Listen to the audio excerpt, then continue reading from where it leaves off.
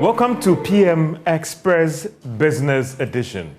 Government is wrapping up on the much talked about domestic debt exchange program. But in all this, how would this impact on businesses and industry, especially when it comes to credit extension to those firms that have invested heavily in these bonds? And so how would this debt exchange program impact on credit extension by these commercial banks when it comes to the purchasing power of consumers? And we can also not forget about the cost of doing business in this country for businesses, because taxes and hikes in tariffs for these industries in this country. Well, is the domestic debt exchange program an impact on industries? With the chief executive of the Ghana Association of Industries, Seth Chumakabwa, who has joined me in studio here to get a more understanding from him in terms of this program and how is it to do business in Ghana today, and what are their concerns about taxes and utility tariffs. After all, they are a commercial business. The more profit they make, the more they should pay. All these issues wrapped up on PM Express Business Edition. Take a short break and we'll be right back. Welcome to PM Express Business Edition. And we're talking about the domestic debt exchange program. I know you'll be asking, are they done? What are the results? But we're looking at how it's going to impact or is impacting on industries. Why industries? Did they really invest all the liquidity in these bonds? Not necessarily so. But the fact that some of the commercial banks, because of what has happened, is going to impact on their liquidity and capital. And how that is going to affect on lending to these industries. Before this time, they were struggling to get access and even the cost of credit. So how is this program going to impact on the operations? Don't forget how this would also impact on the purchasing power of consumers. Those who have their monies locked up in bonds, they're not going to get their coupon rate required. How is that going to impact on the things that they produce as well? And access to credit. And don't forget, they're also complaining recently that there's taxes, they're too much on them. The tariffs as well is too much, and they are struggling to do business in this country. Well, what about some who argue that if you're making money, why don't you just pay taxes? And this is tax on your profit. So Chumakabwa is the chief executive of the Association of Industries. And the interesting thing and exciting thing for me always when I get them to engage him is that he's also an economist. Thank you so much, Mr. Chumakabwa, and welcome to PM Express. Thank you for having me. And how are industries doing? Interesting time. Well, it's been challenging, but we are surviving. But you've not shut down, you've not laid off. So no, some would say that's the last resort. Really, it's about crying wolf or standing on the mountain and complaining, because even Facebook is complaining that they are being taxed. They are trying to redefine their operations, relocate in Ireland and all the rest to minimize their exposure to government when it comes to taxes. Yeah, when it comes to taxes, businesses always look at it from different angles. One, you want to survive. Two, you want to expand. You want to grow. You have your projections. So when you are being overly taxed, it affects your cash flow. It affects so many things. And the expansion you want to carry out, you're unable to carry out. Bear in mind that business also operates in a very competitive environment. So if you're operating in an environment where your taxes are probably a bit more higher than your competitor from elsewhere, then your market could be taken away. So all this comes into play. So the fact that they will complain does not mean they will shut down, because shutting down, you already have a huge investment, whether borrowed funds or your equity or whatever, the effort you put in doing business, you can't just close shop like that. So you always have to look at a way of surviving. So complaints will come, and some of the complaints are genuine. The fact is that when you have taxes also, it may impact immediately and also long term. So if you don't complain today and try and trash out the issues and get it right, in the long term, it can close you down out of the system. I'll be coming more to the concerns that industries have raised about taxes, and we understand that the excise duty is being reviewed or is being proposed in the Finance Committee of Parliament that would have impact on beverage, alcoholic, and all those things, and even about the recent tariff adjustment and how that is going to impact on your members. But let me start with one thing that it's on the mind of every business person, every consumer out there, the domestic debt exchange program. I mean, we understand that government is clocking over 70% in terms of participation. We are not sure whether it will hit the 80% target. But let me, because some are saying that for industries, you might be worried about the impact on credit extension and all those. But some are saying that, well, we've got to verify this program. There's no turning back. What is supposed to be done to ensure that bondholders are protected? For you at AGI, and speaking also, and as an economist as well, what are your thoughts on this domestic debt exchange program? Thank you. We've reached a point where we don't have a choice. Concerned. We don't have a choice. The more you struggle, the more you go down. Exactly. So I think that it is generally believed and accepted that the IMF intervention is critical for us at this stage. And it's also a conditionality by the IMF that for you to access its funds at this particular moment, you have to look at they did a debt sustainability analysis. And obviously, the signs were there that our debt level is not sustainable. So you need and the debt has both foreign and domestic components. And they're asking that to restructure the debt. So it looks like we don't have a choice. Because if you don't do the restructuring, then you cannot access the IMF funds. And if the IMF's intervention doesn't come in, it will have a dire consequences on the economy, macro level and micro level and all that. So I think at this particular moment, there's absolutely no doubt about it. We need to go ahead and do it.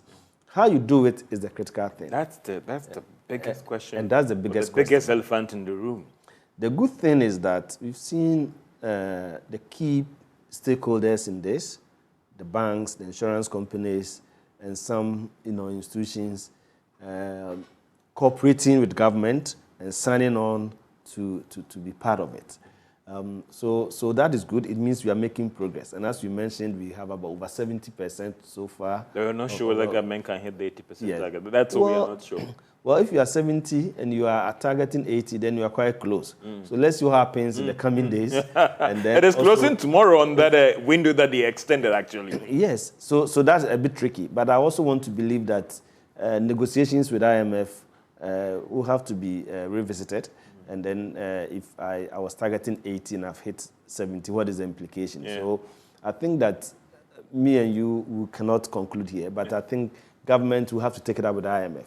If this is all that can be done under the circumstance, I think they can look at it. There have been serious concerns about how the structure of this debt exchange program and whether we have an option. But some also argue that it makes sense that if you have too much debt on your table and in trying to restructure or even give you more money to turn things around, putting mechanisms in place to ensure that your debts are sustainable.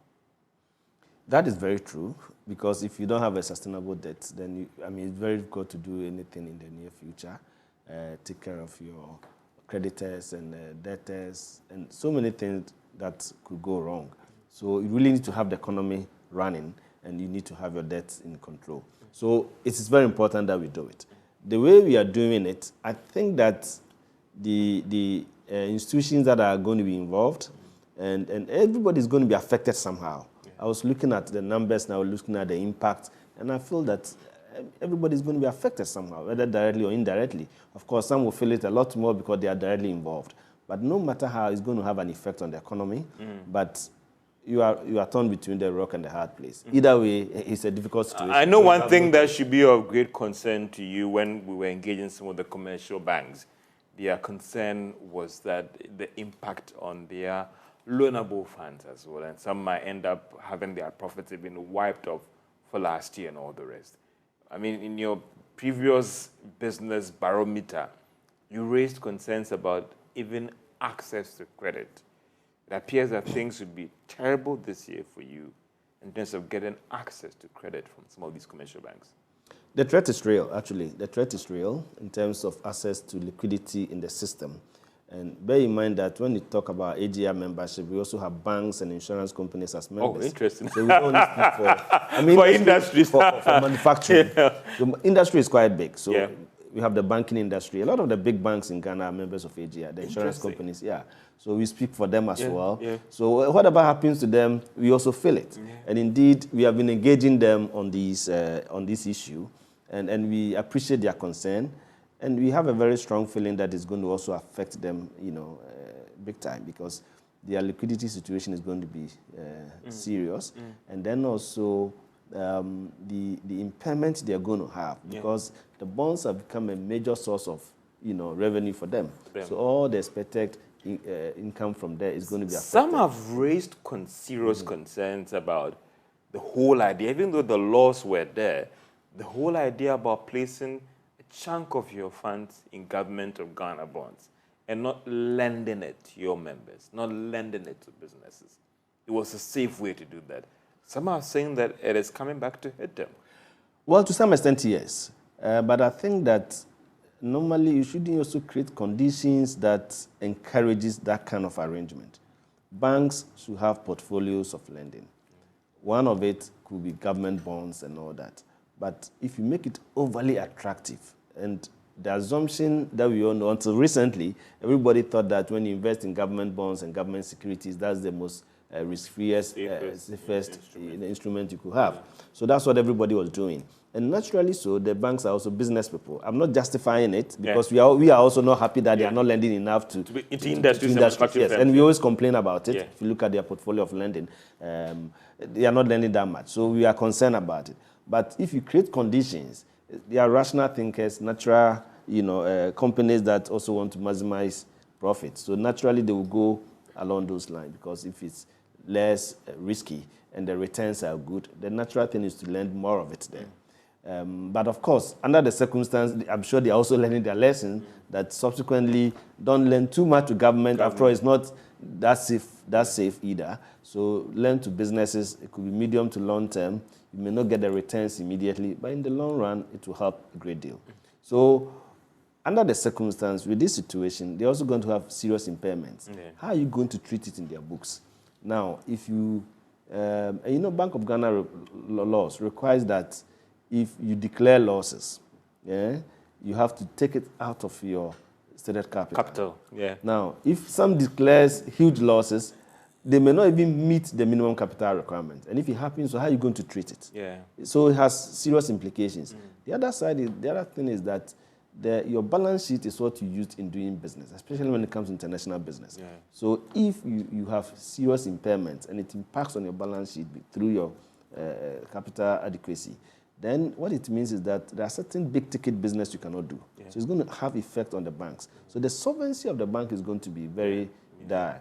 The other aspect, which we just mentioned, is the liquidity aspect. Yeah. Banks will not have access to all their funds and in timing that they need it. Yeah. What it means is that their lending capacity is going to reduce. But that is where... So that's where we are worried, because already when it comes to bank lending, as you really indicated, SMEs, agriculture, industry are not the best favorites. What was your report telling us even in 2001 and even in 2002 in terms of the state of access to credit last year?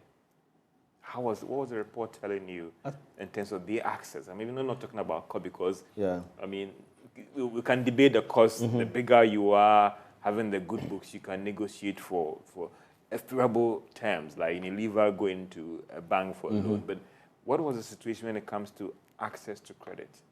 Access to credit has always been one of the biggest challenges of industries. And it was not improving even as of last year? No, not improving at all.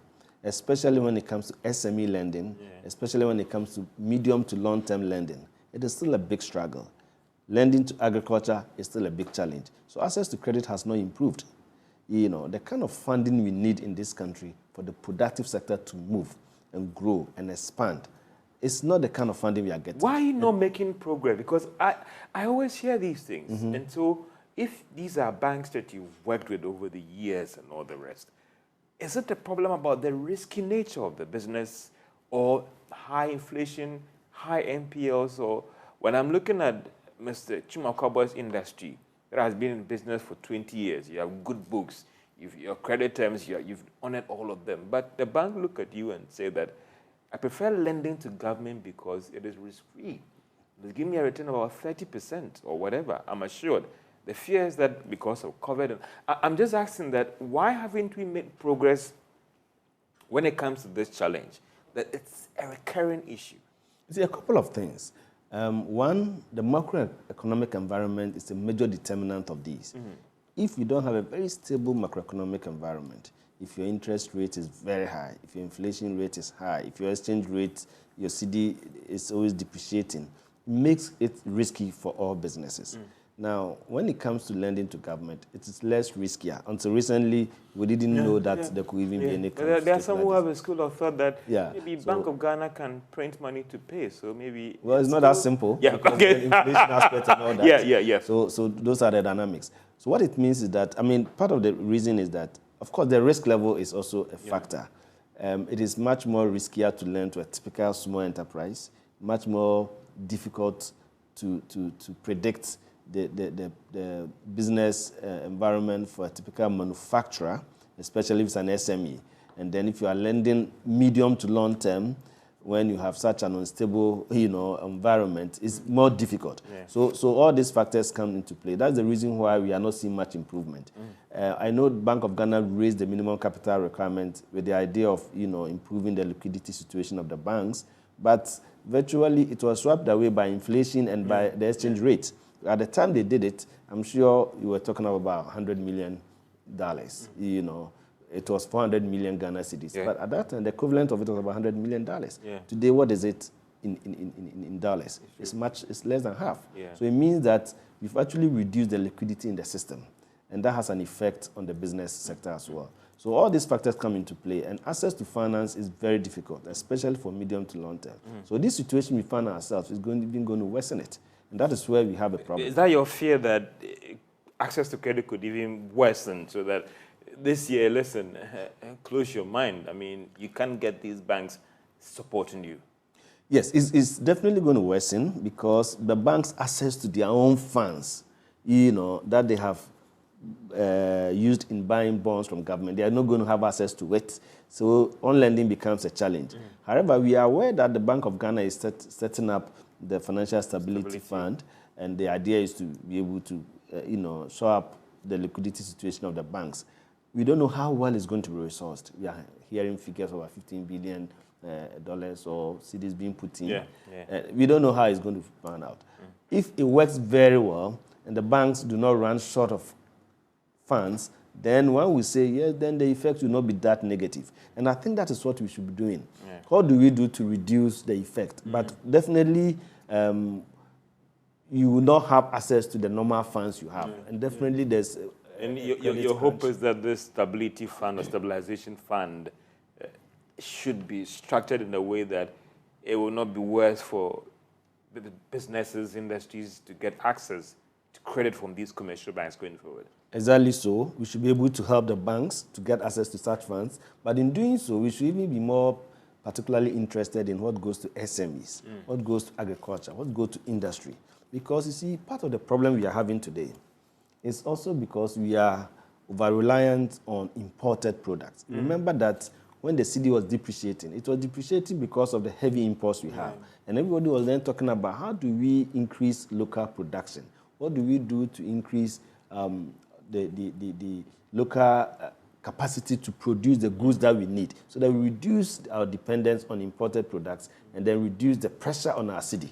So if at this particular moment, when we have crisis, when we know there's going to be liquidity challenges, how do we ration the little we have such that it supports the productive sector? So Bank of Ghana and the banks should be able to sit down and say the modalities for assessing this stability fund, you should prove that indeed you are supporting more of the productive sector. Productive sector. So that is what, exactly. So if you do so, then the multiplier effect will be positive, and then we'll be able to come out of this crisis in the near future. But if it's not going to those productive sectors, then and it's purely commercial and it's for importation and all that, then you are actually worsening the situation because people will be losing jobs. It's the productive sector that creates the jobs. Typical importer, how many people does he employ? But the traders should be able to work with industry. We produce locally and then we sell locally. Of course, we can also export. In strategic product areas that we have comparative advantage, we should be able to export. So in situations like this, when you have crisis, it's also an opportunity to reform and rethink and do things differently in order to support certain sectors that in the long run will help you come out of this situation. If you don't do that, then you go run in circles. The next few years, when you come out of it, you go back again. So we should be able to avoid that.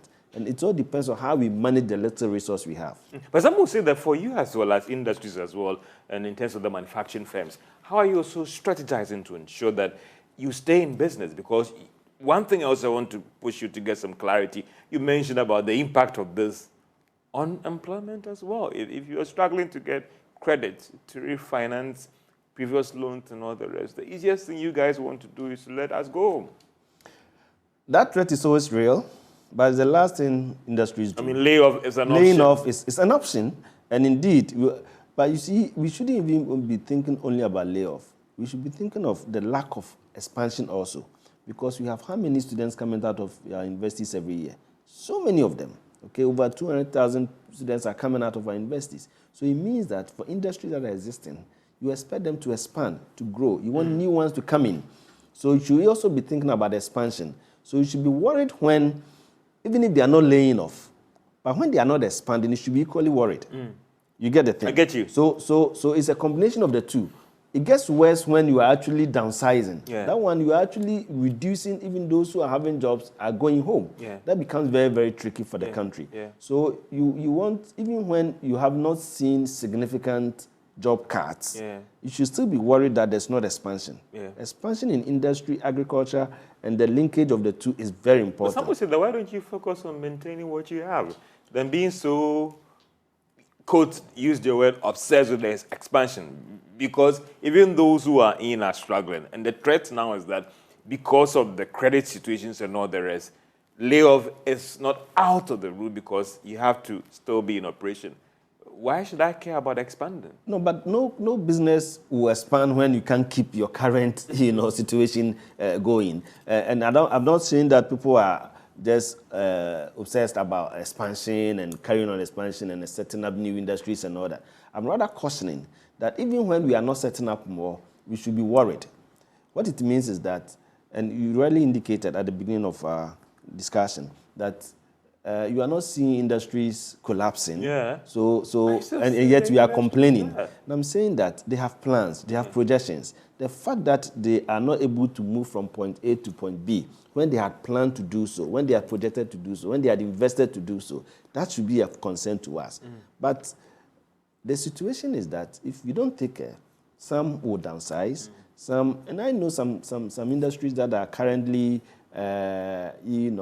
reducing employees. That is in fact, there's pressure. Some of them multinationals, for example, there's pressure from their head offices because they've dropped significantly in revenue, and taxes are going up. Cost of production is going up. So profit levels, some are even not. And if you look at our companies on the Ghana Stock Exchange, especially the manufacturing, for the past 5 years, some of them have not declared any significant profit. So it tells you there's a serious challenge. But the first option is not to sack people. But you talked about some multinationals that have started already, as in the downsizing. Oh, downsizing is inevitable. But do you think that is a wise route to go because you're not making profit? The easier thing to do is to let people go home. As I said, that's not the first option. It was the last option for the very last manufacturing firms. Yes, for some of them is the last. I mean, most of them is the last option before you because you don't want to lose your core staff. You don't want to lose your trained staff who are critical to your production and to your business. You don't want to lose them. That's the last thing everybody wants to lose. So normally what happens is that you get to a break-even point, and then below that, then you begin to ask yourself, am I able to continue the business? Maybe the first thing is to let the casuals. Some of them use casual labor, so then they drop it. Don't come again. Some of them, they reduce the number of your output, your volume of work.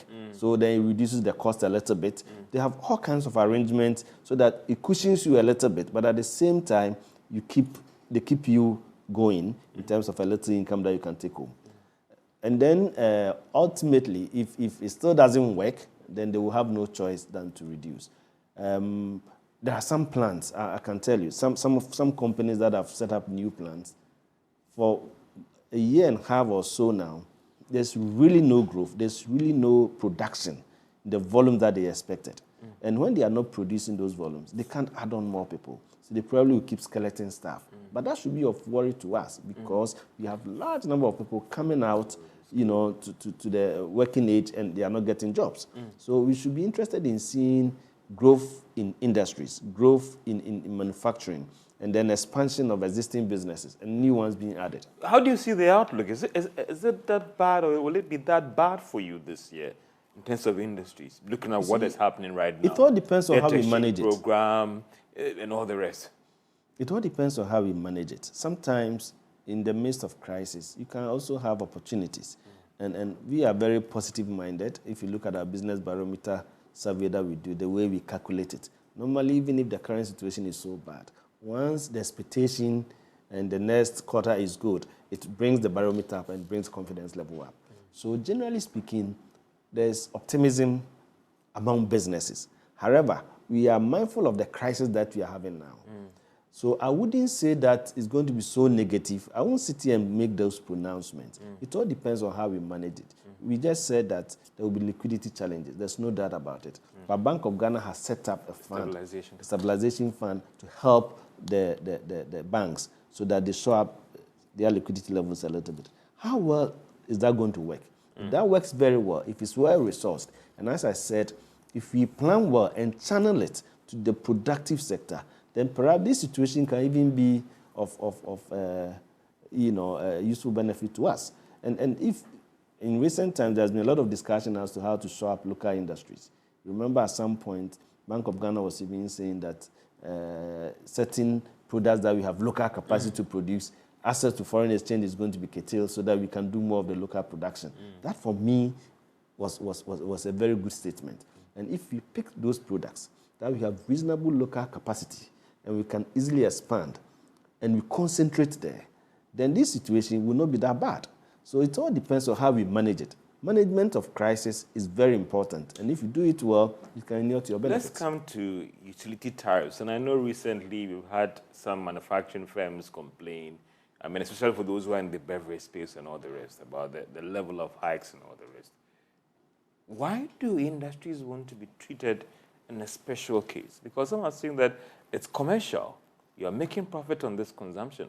Why are you raising up your arms, press conference, shouting and all the rest? That what is the concern if you are making use of these commodities or these products or these utilities and you are being asked to pay for it?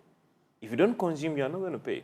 Well, if it was that simple, would it, in fact, on the contrary, you're asking why industry want to be treated so special. Yeah. And indeed, we are being treated special in a negative way. How? In a negative way in the sense that we are paying much, much more than what the average user of a utility should pay. And that's where we have a problem, because there is what we call cost of service. Every utility company produces at a cost. And like any business, when you produce at a cost, you add your margin, and that's what you make your customers pay. Then you have your revenue targets, okay? Now, what's your cost of service to me? Your cost of service to me as an industry may be different from your cost of service to another consumer group. And that's exactly what it is. If you look at electricity, for example, your cost of service to industry is not the same as your cost of service to residential user. The reason is that, and I'll give you an example. There was one company that every month, their electricity bill was about 3 million Ghana cedis. Okay? For that 3 million Ghana cedis, you just need 1 meter to read it. Because it's also a big industry, you don't need a step-down transformer. So the cost of serving that industry is different from residential that will give you 3 million. For 3 million from residential, you're talking of a whole village or a town. Yeah. The number of meters you have to get, the number of people who must go around to collect this, the systems you must put in place to get in. And then also, that's where all the leakages happen. The illegal connections and all that, they are at the residential level. Yeah. So ideally, basic economic principle, the more of something you consume, the less the cost per unit, because the fixed cost is spread over what? A larger number. So in actual fact, the cost of service to me as industry is way lower than you. You think that should impact on the tariff levels? Impact on it, but unfortunately, it's the other way around. The more you consume, the more you are paying. Unfortunately, unless you reach a certain level where you become a bulk customer. But that's unfortunate. How bad are these tariff levels for you in affecting your existence as industry and manufacturing firm? Because I've heard the stories with some of your members, and it appears it is that bad that if it goes that way, their existence is threatened?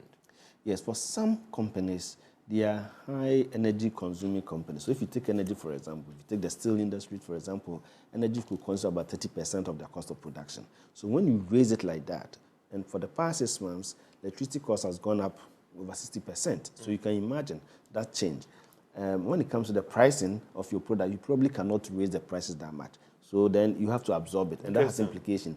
Why are you trying to absorb it when the cost input is quite high? Because someone has to pay for it. Yes, someone has to How pay long for it. can you continue absorbing that cost that threatens your existence as a company or as a manufacturing firm? Yes, because as you pass on, your consumer is also complaining. Demand drops, sales drops, and he also has alternatives. For most products, you have alternatives. Unfortunately, we import so much that similar products can also be gotten from maybe imported sources. So when your cost is going up and your competitor's cost is not going up, it means that you are actually taking yourself out of the market. In the case of the beverage industry, for example, the reason why there's a lot of complaint, and AGI is talking so much about it, is the fact that you have tariff levels, okay? You have different categories of industries and consumers. Now, all these beverage companies, they belong to the industry category. So they were paying a certain tariff level, which was already way higher than what residential pay. They haven't complained. They are paying it. Suddenly, you do new tariffs, and then you shift them to a different category, and by that shift, you increase their tariff level by 300%. Nobody projects that kind of expenditure. So we complained. When we complained, then the next review, it was reduced a little bit from that 300% to about 172%. That is still very high. Okay, so that is where the complaint is. That meanwhile, the industry category that they belong to has also been increased by about 60-something%. And the argument is that even for the 60-something, it's still quite significant. But at least that one, we all know that the utility companies are also struggling. They are buying inputs which are in dollars and all that. So when the cedi depreciates, it affects them. So if anything, maintain me in that category. Why do you shift me to another category altogether and just double or triple my tariff? What was the level of engagement? Because it's interesting that this has come to you guys as a surprise in terms of these separate hikes in utility tariffs for industries and manufacturing firms. There was some engagement at the PURC level, but at the engagement, it was more of the proposals that the utilities submit, okay? But the final tariff determination comes from the PURC. And at the time of engagement, we didn't know this was going to be the final determination. Mind you, we are always very cautious when we are talking about this because AGI, the last thing we like to see is any of the utilities companies going down. Their survival is important to us like all other industries. They are businesses. We want them to survive. We want them to do well so that they can provide consistent, reliable, and regular supply of utilities to us. So we are equally concerned about them. But that does not mean that the inefficiencies should be borne by industry. And that does not also mean that the structure should be such that you kill your industries because they are seen to be big and they can pay. That is a wrong notion. What about playing the devil's advocate here? I'm just saying that some will see that cut back on consumption. How easy a way you can protest to these operators is that you cut back. Is that also something that that's how you manage the situation? Because so you cut back consumption. What is the implication? Implication is that your volume will also go down, and if you are not able to produce to fill your market, others are stepping in, and then they are taking your market share. What is the implication? You have no choice to downsize. What's the implication? When you are downsizing, you are sucking people to go home, or at least you are not employing more people. So they all have implications, and that's the reason why we should work as much and as hard as possible to protect local industries. We should be more efficient as utility providers, and then we should also be fair in the distribution of the burden in contributing to the utility tariffs. And you see, some of the things we are doing, it is the reverse in several other countries. If you go to Singapore, for example, the utility, when you take water, the industries pay less than 40% of residential. The reason is simple. The cost of service to industry. For example, if you are piping water. You are sending water to, say, one of the big breweries, okay? You need a big pipe to send it because this is huge volumes. Now, for residential, you use what one of our former commissioners used to say, spaghetti pipes. The pipes are scattered all over. And that's where all the leakages are. That's where the illegal connections are. So in the case of water, we are not recovering more than 30 to 35% of the water we produce. So that inefficiency has to be borne by somebody. And then when you shift it to industry, what it means is that you are making the cost of production way higher. And when it's high, it means that if imported products come in, because they come from a lower cost area, then they can compete unfairly with you. So your idea is that, your objective will be to help this industry to survive so that as they survive, they can consume more of your product. It is basically, the utilities are also businesses. Yeah. They are selling products. If you consume less, then their revenue from you reduces. And that will also affect their very revenue. Let's come to the regulatory, the fiscal regime and all the rest. And it also boils down to government policies as well. What has been the level of engagement? Because it appears that the regulatory environment, the policy is not helping industries to grow. There's always engagement, but sometimes we have a problem. Are you not pushing enough? Because other countries, a lot is done to protect their industries, and that is why they even make enough to export the surplus here to compete with you. Unfortunately, we have a challenge with that. Are you not pushing enough? Are you not engaging we are pushing, government? That's why I'm sitting Are here. you not every time I engaging come the on Prime your Minister? program, Aren't you not engaging government itself to ensure that local industries are protected? George, because they are going down, they are laying off. It has impact on taxes. Exactly. Every year we make inputs into government budget that is ready. And do you push to ensure that those things are implemented? It doesn't come out at the end of the day. Unfortunately, no. Some of them are taken on, others are not. Yeah. And when they are not taken on, we take it seriously and continue to do the advocacy on it. Yeah. So it's very important. And you are right. Some of the policies are affecting local industries. And what have you said about that? Are you okay with we that? Talk about it every time. Going down. As we speak now, we know this bill that is coming for the beverage sector. Excise duty revised. Yes, we've already sent a request to Parliament to engage them on it because the bill is in Parliament now. We want to engage. We have issues with the utilities. We've engaged PURC. We've sent petitions to Minister of Finance. We've sent petitions to Minister of Trade. So we are engaging at all levels, and we are expecting that the various institutions of state that is responsible for regulation and for policy development would understand our position, because our position is actually the national position as well. Government says we want to support industrialization. We are doing one district, one factory. We are doing everything to push industry so that we can create jobs for our people. Some of the policies you bring may have a negative effect. Counter growth. So in that sense, you have to listen to us. I know that sometimes they look at it from a larger picture. If they, for example, the utility tariffs, if they reduce what they have actually earmarked for industry to pay, what is the implication? It's going to affect Ghana Water. So it must be shifted to other consuming groups.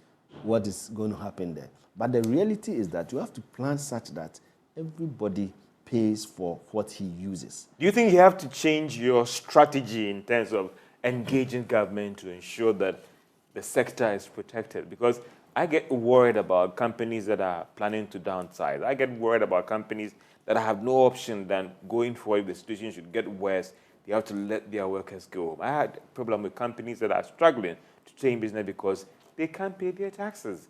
And maybe the time has come to change the strategy and engaging policymakers to ensure that industries are protected.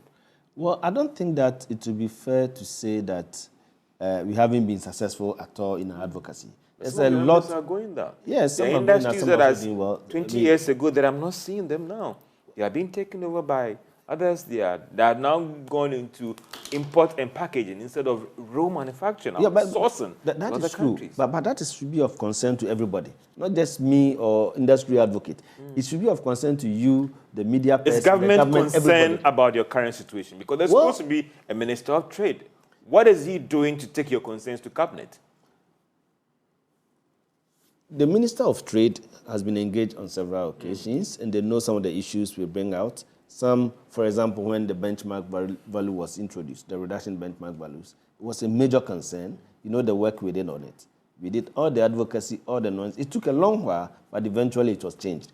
And it was because we have all these stakeholders also helping that cause. So advocacy, the thing about advocacy, sometimes it takes a longer time than expected. But it's not to say that you don't get results. Eventually you get results. Some of these issues we are advocating on, we expect that eventually they will see reason, because the alternative could be bad.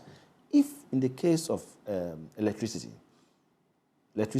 tariffs goes up so much and industry is unable to bear it, you know the implication. Yeah. They consume less of it. When they consume less of it, you get less of the revenue. The same thing applies to water.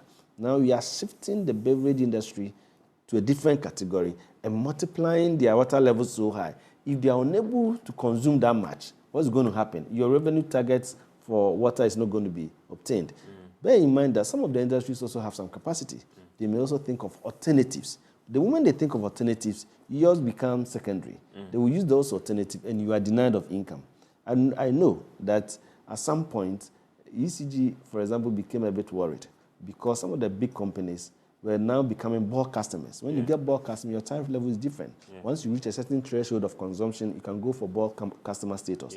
When they move, they lose them because it's business. So they all have implications. So as we push, I want to believe that they would understand us. And of course, in the past, there has been the engagement as well. Sometimes they understand. It takes a little longer, but eventually they understand. So in this particular case, we expect that they would understand the situation and change the course. There's a current revision of the excise duty that is before Parliament right now. The Finance Committee has looked at it. They might look at it again. Are you worried? These are new kind of revised taxes that are going to affect some products, beverage, fruit juices, and even alcohol and all the rest, that has impact on your members that are producing these products as well. How bad is it for your members? Yeah, we have concerns over some of the taxes. Indeed, we have... In some cases, there will be new tax. In some cases, there will be a hike on the existing rate you're paying. Exactly. If you take water, for example, the excise duty on water is going to be increased from 17 to 20%. And we have issues with it because there is ECOWAS standard. In the case of ECOWAS, they even say water is an essential commodity. So most ECOWAS countries are not even putting excise duty on water. In Ghana, we are an outlier. We have 17%. And now we even want to increase to 20%. We think that's too high. Previous submissions we've made to Minister of Finance, we've always talked about what do we do to reduce excise duty on water. Now there is also introduction, there's a proposed introduction on this excise duty on the carbonated drinks and the spirits and all that. We think that at this crucial moment where we want to really support local industries, if there should be any such duties, such excise duties, it should go to the imported products, but not the local producers, because you want to encourage local production. Nobody stops you from introducing new taxes, but you have to work out the implications, the ramifications of introducing such taxes. So we strongly have a problem with the new introduction. That's why we want to engage. And we are showing statistics. We are bringing statistics to see the different tax regimes in other countries that are competing with us and how probably it could be properly structured. We know that at this particular moment, government needs money. Everything to do to generate more revenue is important. But do it in a way that doesn't cripple local industries. Because are you worried that will happen? Because yes. I've seen some of your members made their positions and I've engaged them, and the situation is quite bad for them if these taxes should go ahead. Yes, it is. In fact, indeed, if you do so, what it means is that their cost of production is going to go up so much, and it's going to reflect in the pricing of their products. When the price is high, consumers will reduce consumption.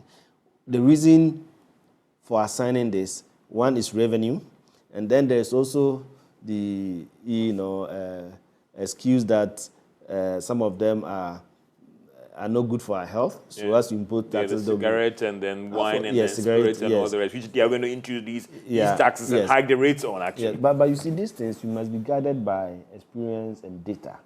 When you say syntax, okay, you always have to do the calculations very well.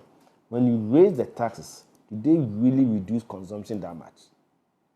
I've seen the elastic products. Yes. So some of them, you may not have that effect, but the effect will be different. The effect could be that it will only reduce local consumption. okay, because it makes the local production quite expensive. So the strategy, if you want to support local producers, the strategy is that impose more on the imported ones and then leave the local producers. So that as we get ready to wrap, let me do some quick thoughts. There's this concern also about industries remaining very competitive as well.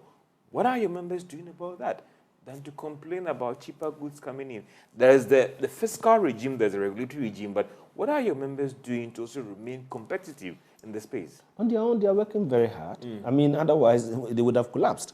And they use all kinds of strategies to survive and then try and keep businesses growing. And otherwise they would have collapsed. And bear in mind that today we have the Continental Free Trade Agreement.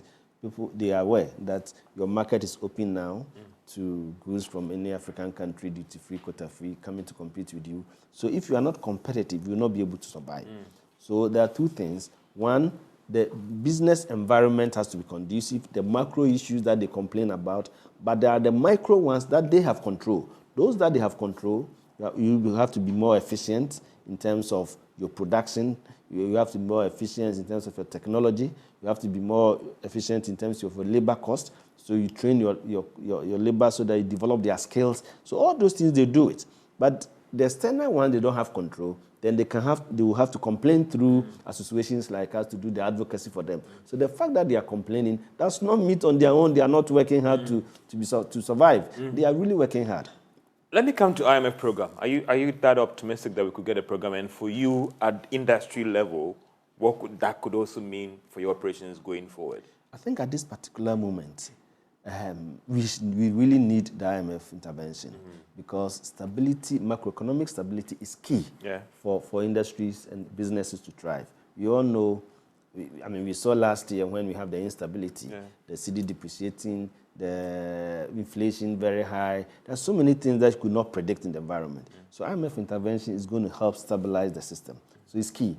I am confident we will get it because even by the statistics, so far, how far we've come in terms of the debt exchange, which is a major requirement, I think we've come quite far.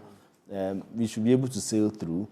What we're asking is that even after getting the IMF intervention, what we do after is critical. How do we ensure that the little resources we get from IMF, I'm saying little because it's not so huge, 3 billion. Balance of payment support. Yes, the balance of payment support. But you still have to channel those resources into certain areas. Where are you going to channel it to? Again, the strategy we are adapting going forward. How are we going to help our productive sector, our agriculture, our industry, our SMEs to come up so that they produce the volume of goods we need and reduce the imports? Because the large imports is part of the challenge we have today. So it's not just the IMF intervention, but also going forward, how do we strategize to keep our economy in a What is the level of engagement, you, Bank of Ghana, Finance Ministry, in terms of the fiscal discipline and also ensure that there's some kind of targeted capital advancement to industries so that you can remain productive and competitive as well? I think there has been a lot of engagement with all these key institutions you mentioned. Bank of Ghana, we've engaged Bank of Ghana several times. We've also engaged the Minister for Finance has been very open to us. In fact, a lot of our key programs, when we invite him, he comes, he addresses us, and we've also been having a direct interaction with him. So he appreciates our concerns. Some of the things are macro in nature, and therefore it is not only industry, it affects all aspects of our economy. And we believe that if we get it right, industries should be able to move forward. So we have been engaging, but we need to engage more. And what is also critical is that we need to pay particular attention to sectors that we think will have positive multiplier effects on the economy, so that we can all make progress. In a minute, wrapping up for you, in terms of outlook, are you that optimistic, or you think that it is going to be a difficult and a challenging year for industries? A difficult and a challenging year, yes. Generally speaking, we can't be overly optimistic, but we are also not pessimistic. We are confident that as we get the IMF intervention, as we bring stability into the macroeconomic environment, things will get to normal situation. Expansion and growth, I don't expect too much because we're going to have a serious challenge with the liquidity and all that. But I believe businesses will survive. And when business survive and we plan well we channel our resources well, we should be able to increase production of our goods and get the jobs that we need to create. Indeed, getting the jobs that they need to create. Sechuma Kabua is Chief Executive of the Association of Ghana Industry. He has been my guest for PM Express Business Edition. The debate will still go on in your homes and offices about this debt exchange program and the real impact of this on the larger economy, on industries, on the banks, and even as an individual out there, as government claims that they've made some significant progress on getting bondholders to participate in this. What will be the real impact of this on the economy going forward? Well, the verdict might be out there. This is PM Express Business Edition. My name is George Wiafe. Have a great day.